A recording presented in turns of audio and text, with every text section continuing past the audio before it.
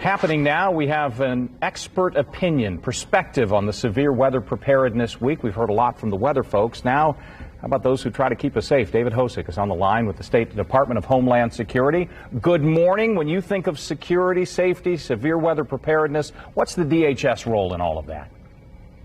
Well, thanks for having me. I appreciate you taking the time to talk about this. It's kind of difficult to think about severe weather after hearing that forecast for the next couple of days. But here at DHS, we do spend a lot of time and effort educating people and raising awareness about the steps that need to be taken to protect themselves and their property.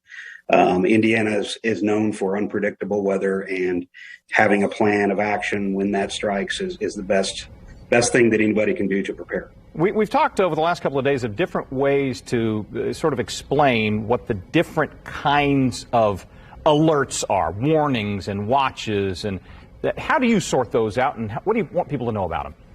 Sure. Well, essentially, there's three different levels of watches and warnings. I try to compare that to a ready, set, go mindset. So a watch is kind of the lowest level where, conditions are favorable for some sort of inclement weather.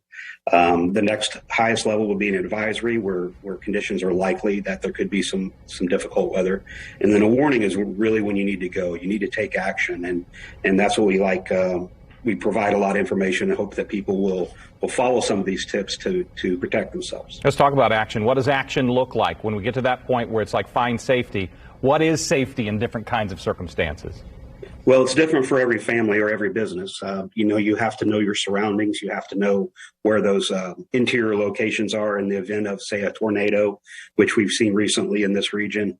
Go to an interior room, make sure that there's nothing that could fly into you and hurt you.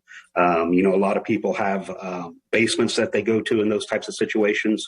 Currently, right now, we're also have a program that's going on in conjunction with FEMA to help reimburse folks who want to build an actual safe room in their home. And we're seeing a lot more of that today because people really want to have a secure shelter that they know that is their place to go to when weather strikes. How do people find out about that? That sounds interesting.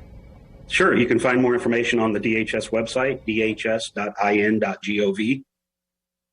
Always a good resource for information. We check it in the newsroom quite often as well when there are actual emergencies happening.